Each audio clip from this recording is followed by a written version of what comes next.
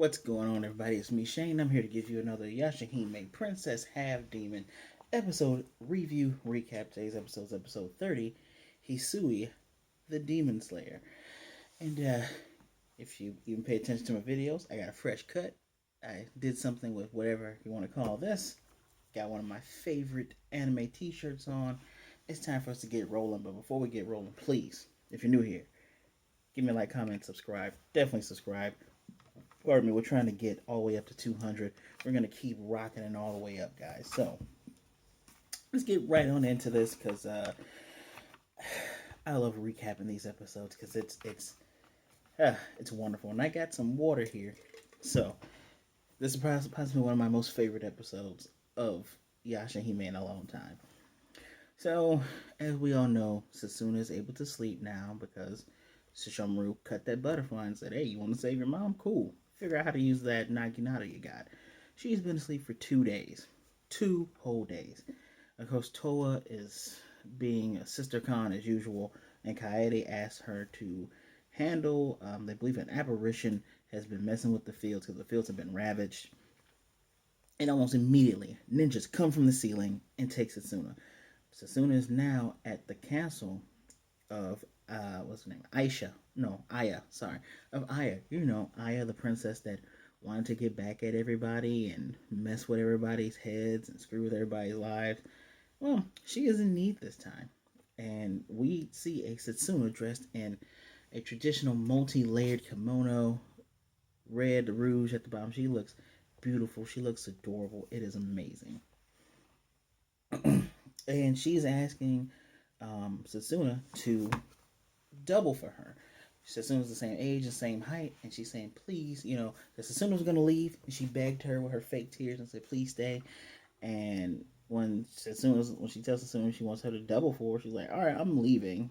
She begs her again with her fake tears, and basically goes on a stick of saying, the moment she's born, her life is her life isn't her own. She has to learn traditions and learn all of these what's the word I'm looking for? Not just traditions, but how things go in the world because she is a feudal lord's daughter. And one day she's going to be carted off to be married to some guy that she doesn't even get to pick. She's going to be a tool for marriage. And she traditionally begs her, hands and knees, begs her to do this for her. And of course, Setsuna says yes. Now, what she's doing is staying because she's supposed to be getting traditional etiquette lessons from a nun. She's never met this nun before, so, they can do the double. This nun comes in, and the nun says, I'm Nun Kiyun. Kiyun, that name sounds familiar, and it should sound familiar. Give me one moment. Nun comes in, speaks kind of like the Japanese Mrs. Doubtfire, and as soon as Setsuna and this nun meet eyes, it's Hisui.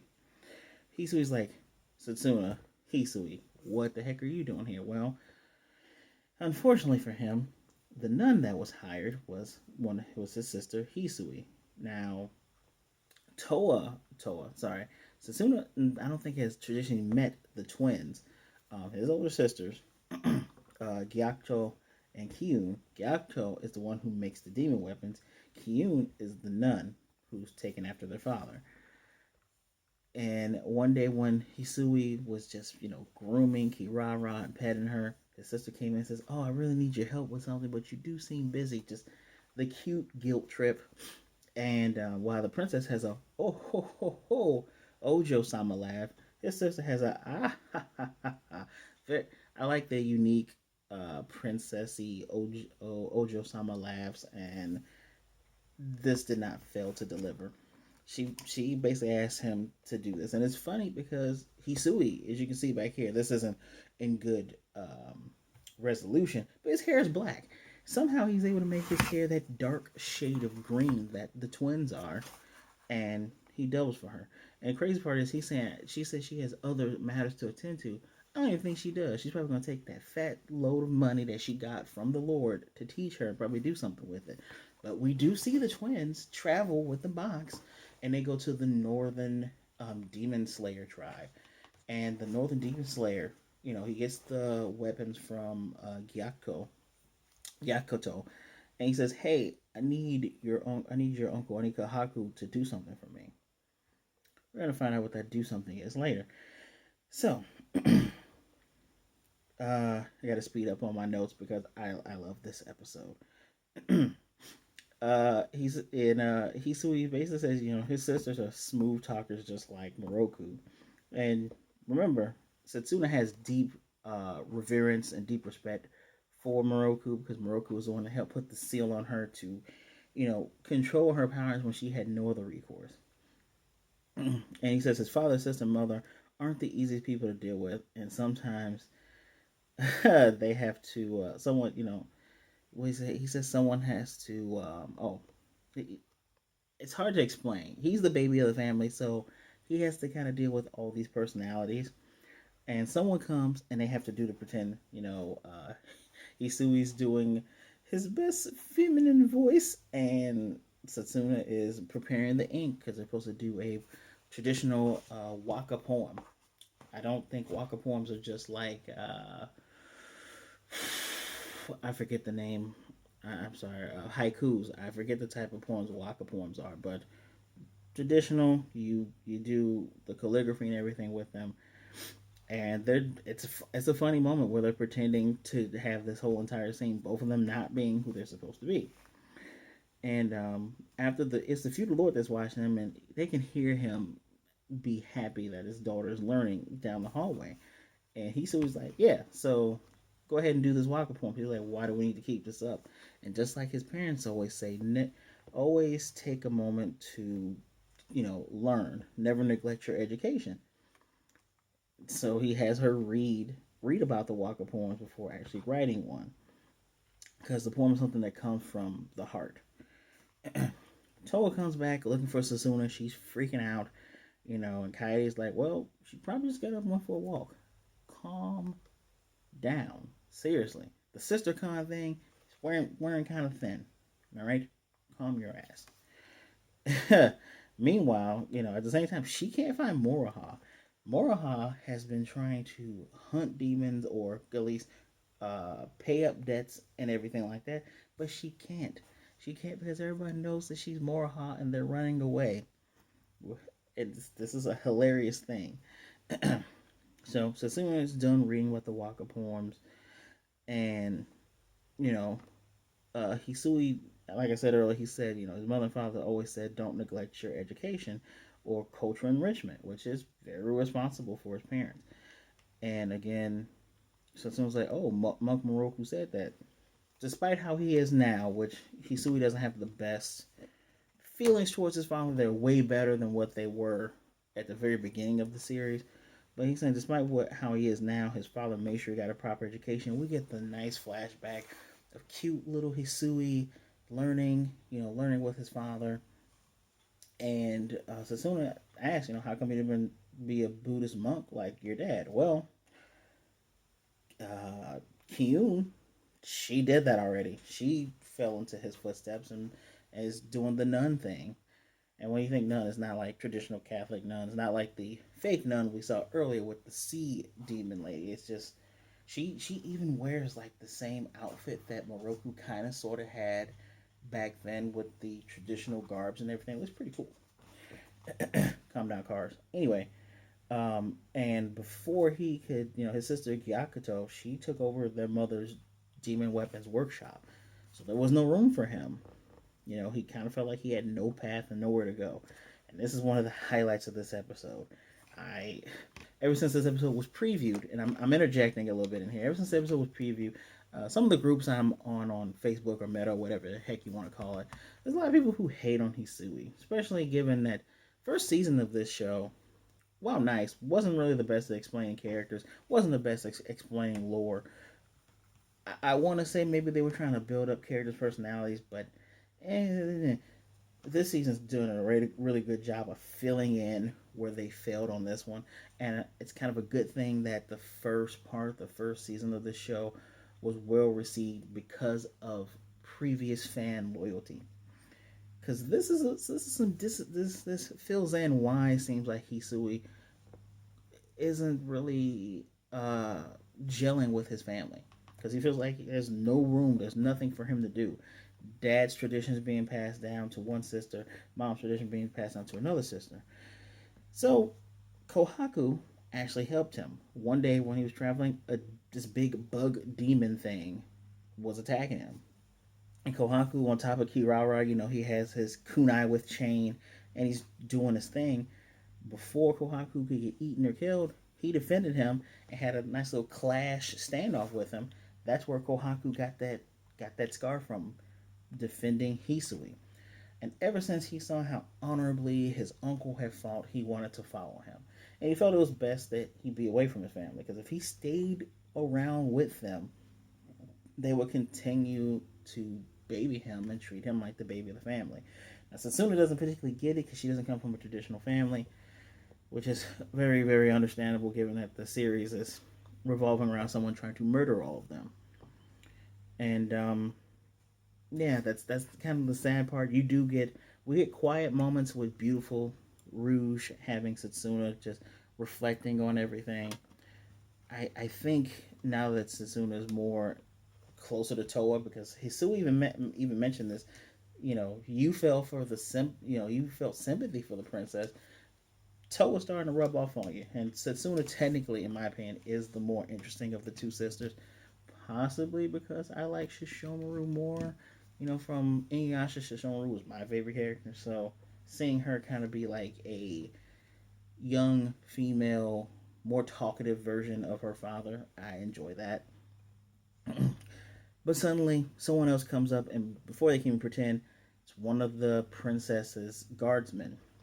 While all this was going on, the princess was in her palanquin, and she wants to go to the docks because she heard something interesting is going to happen there. She wants to see, the demon fights and all this stuff, right?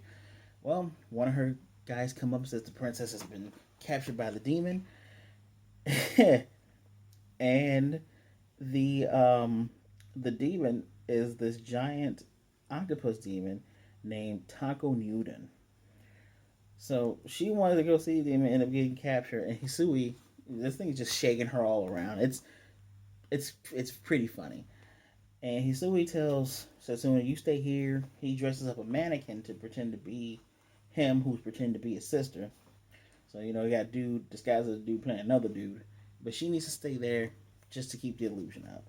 And he takes her hand and says, "I promise this to you, Princess Setsuna," as a kind of a funny thing. I was like, ooh, but that ooh goes away pretty soon. So, and I may have jumbled up when certain things happen just to get straight to the good part, because the whole Moroha being gone too and Toa complaining, I said that earlier, that happened around this time. So Hisui goes off. He needs to protect you. He's using the Hiretsuko, that giant boomerang thing that his mom was using. Throws it, knocks off a limb, limbs grow back. He's trying to get a direct hit, but it keeps moving the princess there. Now, maybe it's moving the princess there. The princess is moving on her own. But he's saying, you slow down. She's like, how can I do that? She's being shaken and all this other thing. And it dumps her in the water. Hisui is trying to find a way how to get rid of this thing. All of a sudden, these tags come and just cutting the limbs and cutting into this thing. It's Kyun. Kyun's back there with her ahaha, backing up her brother. Gyokoto's in the front, using her I call it demon gas, but it's like demon medicine, demon pellets. It has this yellow gas that it irritates demons, and it's hard for them to see. And so they're backing him up. They literally say, "Hey, you hurt the princess. Save her," because the princess wants to get a front row. She likes having a front row seat of all this. And he's dodging around on top of Kirara. Looks very much like his mother. Dodging around, moving around, zigging and zagging. And, they're teasing him, and he's looking for the vital spot because he was trying to attack from behind earlier. He goes in once more. This thing has two faces, and the real face is in the back with one eye and an open mouth. Throws that big boomerang, cuts that thing in half. It dies. And as the princess Aiya is falling, he catches her. We get sparklies around him, and she gets a blushy face, and she's just, she is falling for Hisui. Keep going. So, Hisui says, all this has happened because you chose to not stay home and study. She's like, well, how did you know about that? Easy. The sisters fill her in saying, yeah, He might not look it, but he can play a pretty beautiful nun. Especially he can be as beautiful as us. They're teasing him. Very good interaction with big twin sisters teasing little brother. So her team with the hup hup hup hup, they come back. They're ready to take her back. She's like, I don't want to ride in that. I want to ride with you, Hisui, and blushy face and the cut in faces for his sister. The devious look that they have on their faces. It's beautiful. Mwah. 10 out of 10. Beautiful. Because then they're saying, yeah, you heard her. Listen to the princess. She wants to ride back with you personally.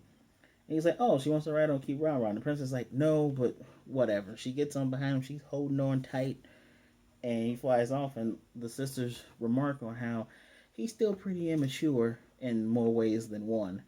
He definitely does not act like his dad. They are more like their father and their mother than he is. He is definitely the black sheep, which is hilarious. Very hilarious. And the twins are both laughing because now they have to charge for their demon exterminating fee because hey, technically they all work together, but now they're going to go collect some more money. Very much are Moroku's daughters. So on top of this, Hisui is like, I forgot to ask them what was so dang important, and I had to do all this. Oh well, this he's an airhead on top of all this, and the princess is having the time of her freaking life, and he's like, oh, be careful, you're gonna fall. And she's like, oh, I'm not going, I ain't falling. Oh God, this is great. So they get back, and Setsuna's not there. Her father comes from behind. He's pulling and dragging her. He's going to give her the biggest talking to, the deepest lecture. Very funny moment between them. And Hisui's like, oh, so he did end up finding out. And Setsuna halfway smiling, like, yeah, as soon as you left, he found out. And what did he say? Hisui, I forget, he said another line about the princesses about to have the type of relationship she didn't expect herself to have or something like that. But Sasuna's still looking kind of pensive. Later on that night, she's training, slicing with the naginata, saying it's not enough. Thinking back to the moment that I mentioned earlier with her father, saying it's up to you to figure out how to save her. Sister Kantoa comes up and hugs her like, "Where'd you go?" And Sasuna's like, "Just a lot's happened. Nothing good comes from me going to sleep." And she's like, "Wait, what does that mean?" And she runs off, and then Toa goes off behind her. One of the things, I'm glad they showed this. The two twins, they sleep in the same room on the same bed mat as Kaede. I don't know why this wasn't what Setsuna and Moroha were doing before Toa got there. The manga actually features that, showing that Moroha and Setsuna actually grew up side by side, fostering more of a bond than what was going on at the beginning of the show. So I find this interesting and I enjoy this. In the middle of the night, Setsuna gets up, she goes to the Tree of Ages, and she's playing her violin. I think she's actually sleepwalking over there and sleep playing. I believe Setsuna might have just spent most of her nights when she couldn't go to sleep playing the violin. And inside the tree with the red water and the red bubbles now, Rin shedding that tear. That's where episode ends. Next episode, I love that the recaps are done by different people.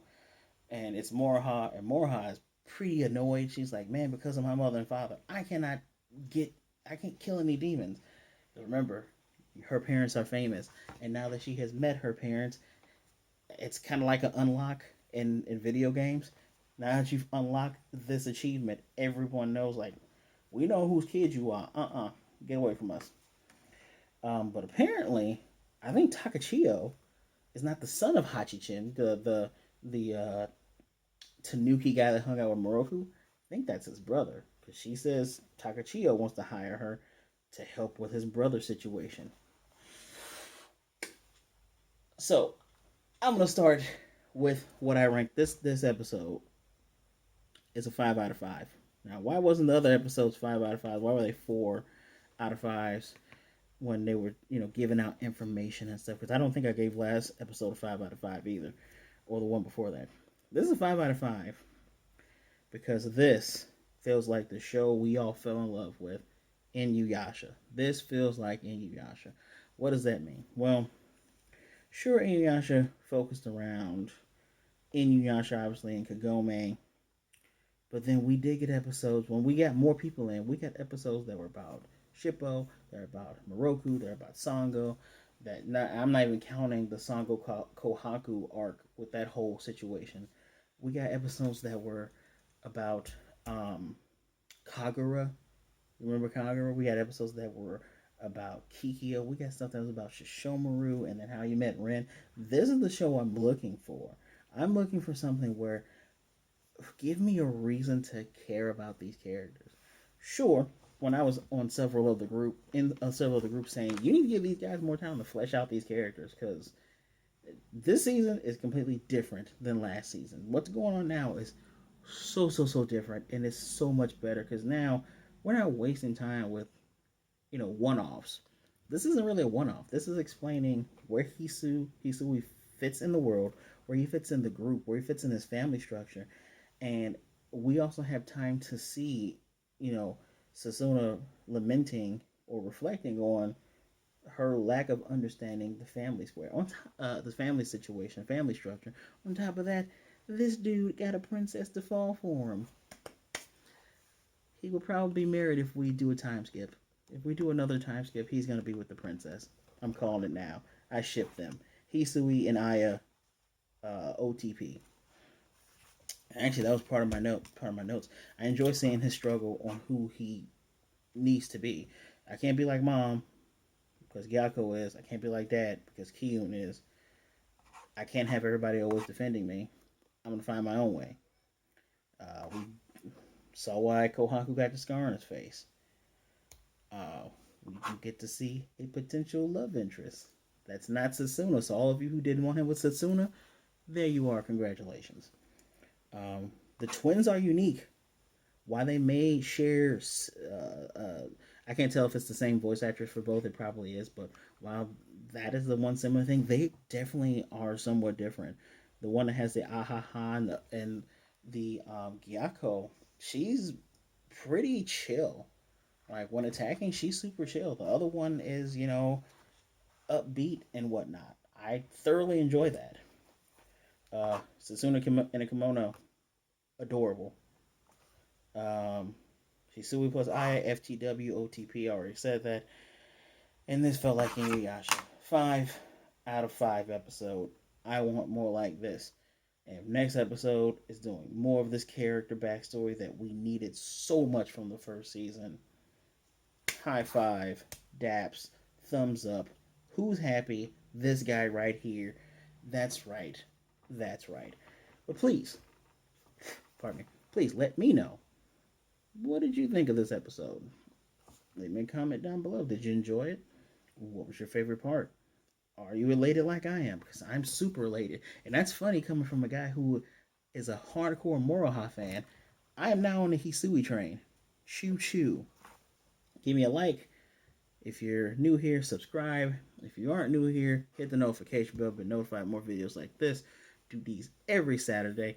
Share this video so others can see what great time we're having. As always, I'm very thankful for all of you taking time to spend time with me.